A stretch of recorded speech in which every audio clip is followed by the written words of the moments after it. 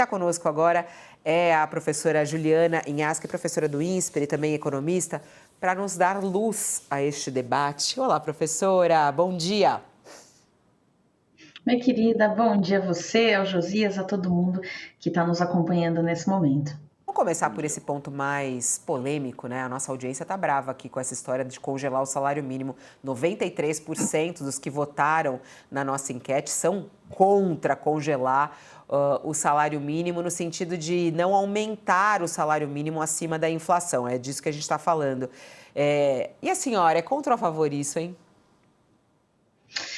Olha, acho que quando a gente pensa do ponto de vista econômico, e eu entendo o tamanho do desconforto que isso causa, mas faz sentido de fato que o salário mínimo não tenha ganhos reais, especialmente no momento em que a gente vive.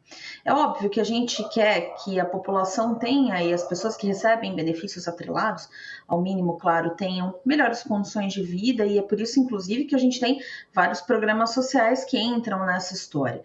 A questão é que hoje, do jeito que as coisas estão desenhadas, o aumento do salário mínimo causa um descompasso nas contas públicas que não é desprezível, né? Então, a gente tem aposentadorias, pensões, transferências de recursos de programas sociais, enfim, inúmeros benefícios que acabam crescendo mais do que a inflação. E isso pressiona as contas públicas, porque a gente tem que lembrar, né, que esses gastos crescendo mais do que a inflação, eles fazem com que a gente fique mais distante da meta que o próprio governo colocou, e isso alimenta ainda mais as incertezas, o juro elevado, que é o que acaba fazendo com que todos nós percamos, né? Então, acho que é importante a gente deixar claro que não existe, nesse aspecto, uma tentativa, claro, de passar para uma população mais vulnerável o custo.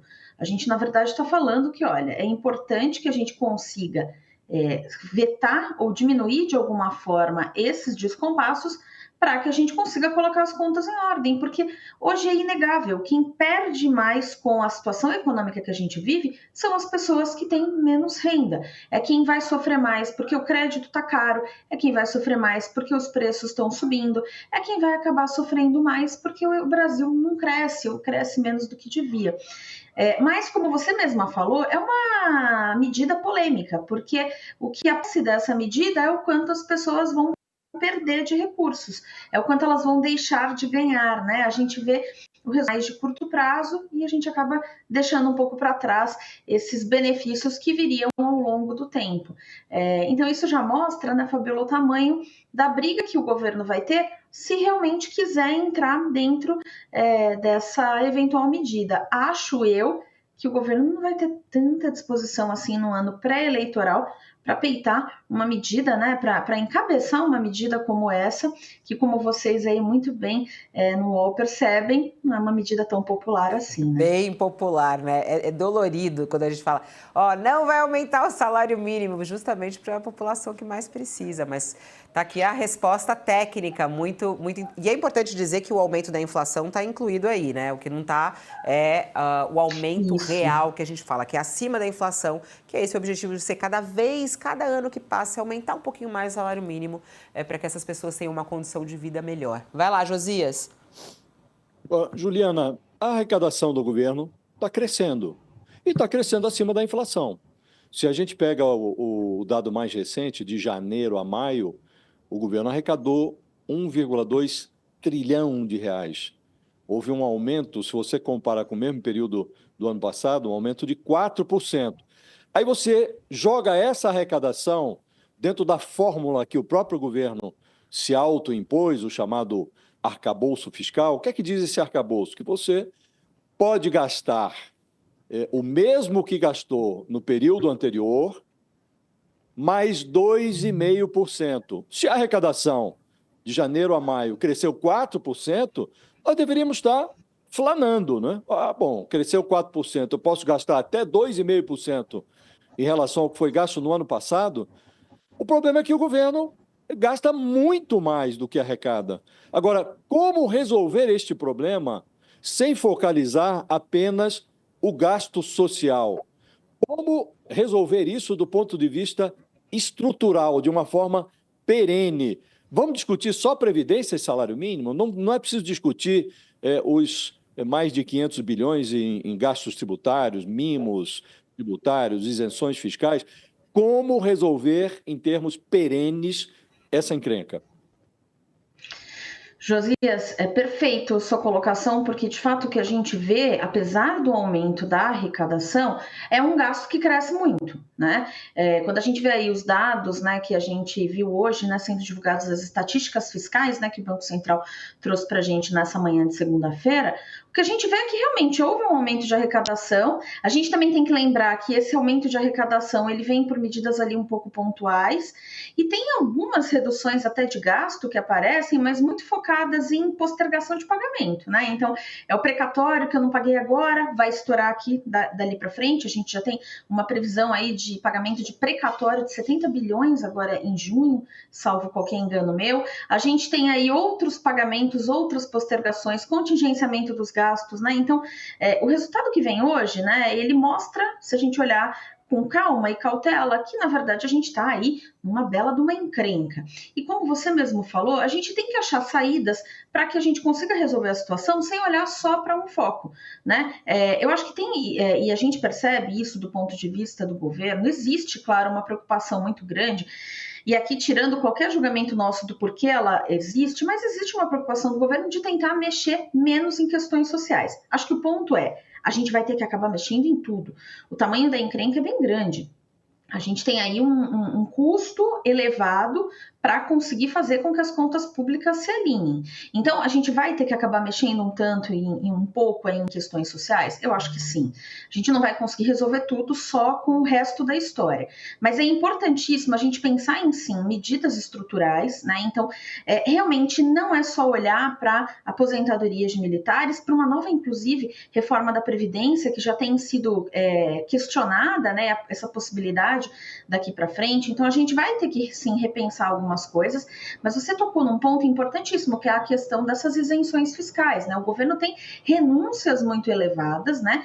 Muito grandes, que são muito compatíveis com um modelo de governo que cede muito a vários grupos de interesse, a vários apoios. O governo vai ter que peitar isso, vai ter que, de alguma forma, encarar o fato de que nós não vivemos mais numa realidade onde é possível você dar isenções para uns, né, na medida em que você está trocando ou tentando conquistar apoios, porque a história é que se a gente continuar vivendo nesse modo, assinando embaixo dessa fatura, a gente está prejudicando a continuidade desse governo dos seus apoios, né, e de qualquer governo que ali esteja. Então, a gente vai ter que, sim, se debruçar em questões estruturais.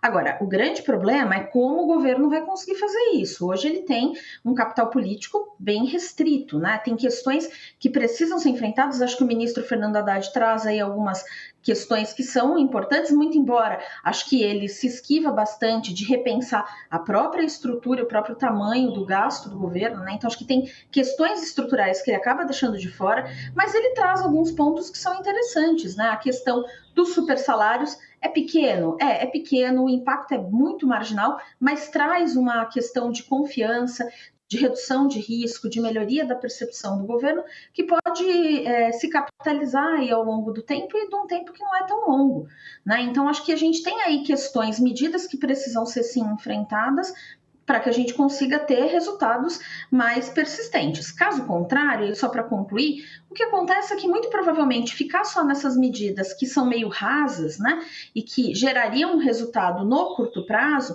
elas não vão conseguir garantir que a gente consiga ter o equilíbrio fiscal ao longo do tempo, né? A gente no Brasil vive desse curto prazo há muito tempo. A gente resolve um problema aqui, apaga um pequeno incêndio, dali a pouco esse incêndio vem maior. A gente fez isso durante muito tempo. A gente hoje está de frente de um problema que foi crescendo ao longo do tempo, com as próprias ações do governo, né? Então, a gente precisa realmente conseguir se debruçar em medidas que melhorem estruturalmente a economia, mas eu acho que a gente não passa incólume na necessidade de pensar como é que resolve no curto prazo. E o curto prazo vai acabar, infelizmente, sobrando aí uma fatura para todo mundo. Para quem está conosco na TV, a gente tem um intervalo, mas a gente segue ainda falando um pouquinho sobre isso no nosso YouTube com a professora Juliana. Ouvindo até as suas análises, professora, a gente percebe aqui que o ideal seria juntar talvez o que o mercado propõe e o que o próprio governo propõe, né? Isso pelo menos nessa reportagem aqui do Vanderlei, que está muito clara de a gente entender. É preciso um amplo pacote para que essas contas elas entrem em ajuste, vamos dizer assim. Mas a gente ouve essa história há muito tempo, né? A senhora, como uma pesquisadora, como uma professora, a gente está sempre nesse lugar, né? Será que isso vai conseguir ser feito com esse Congresso, como reage dessa maneira, né? Porque ao mesmo tempo em que eles tomam essa atitude, isso tem muita gente comentando aqui pelo nosso chat, enquanto eles pegam e falam não para o aumento do IOF, eles aumentam o custo deles com o aumento do número de parlamentares, né? Há inúmeros custos que são criados, eles não abrem mão de suas emendas e tudo isso passa pela política. Não fica uma coisa só a cargo do executivo. Como é que a senhora vê a solução econômica do Brasil sendo tomada com esse Congresso que nós temos que enfrentar hoje? Fabiola, é difícil porque a gente está vendo, né, um cenário onde... Acho que primeira coisa, né, antes de mais nada, a gente tem que lembrar que colocar as coisas nos trilhos deveria ser uma política de Estado e não de governo. Né?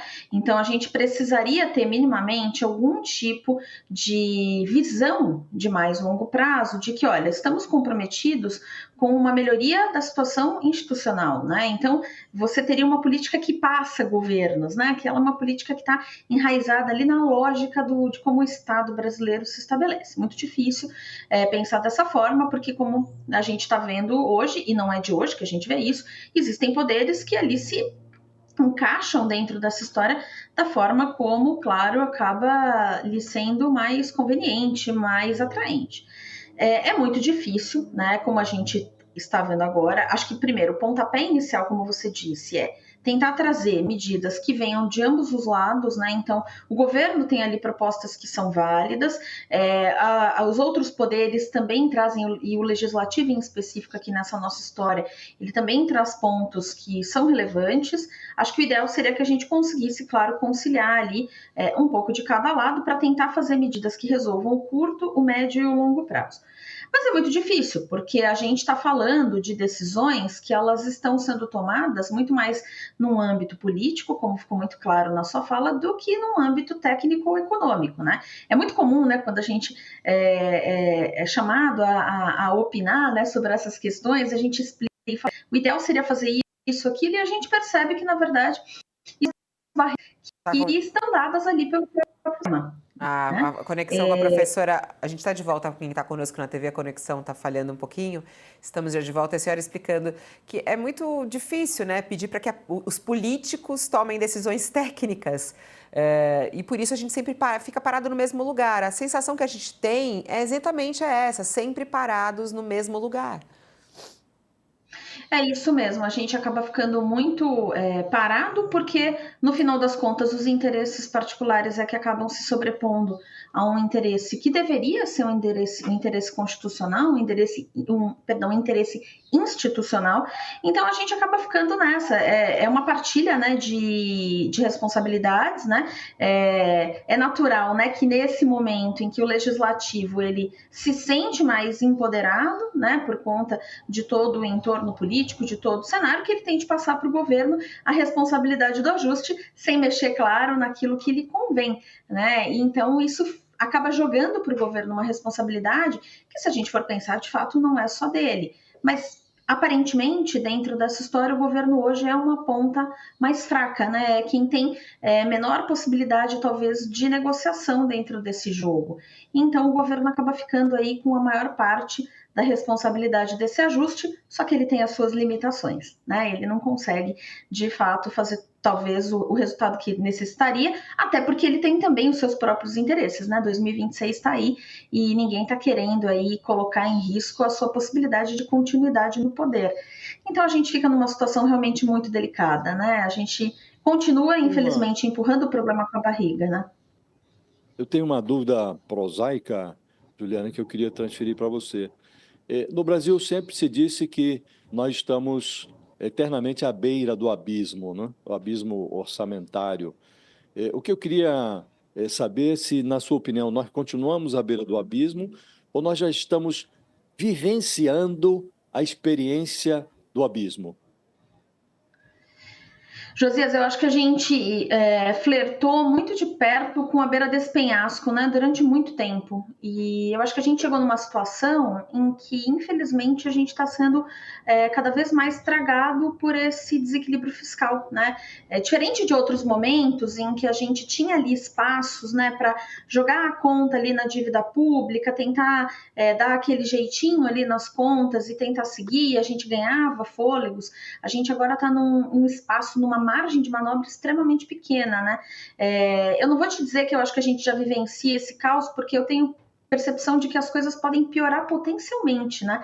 A gente está aí num orçamento que aparentemente para 2026 ou 2027 a gente perde completamente a possibilidade de discricionariedade. Para mim isso vai ser realmente um caos, né? A gente vê serviços públicos sendo descontinuados, sendo travados, a população desassistida em coisas básicas, justamente porque a gente não tem recursos. Eu acho que a gente está cada vez mais assim deslizando para esse abismo, né? Acho que as coisas podem piorar, mas eu acho que sem dúvida a gente está no pior momento fiscal que a gente já viveu. Quando eu ouço você, eu fico com a impressão de que a gente está numa posição parecida com o sujeito que cai do 10º andar, está despencando, aí chega ali na altura do 5º e diz, até aqui tudo bem. É mais ou menos isso, né? Ele vai se agarrando, né? Ele vai se agarrando no que dá, mas a possibilidade de se segurar parece cada vez menor, né? E aparentemente acho que a queda aí, se a gente não fizer nada, vai ser inevitável.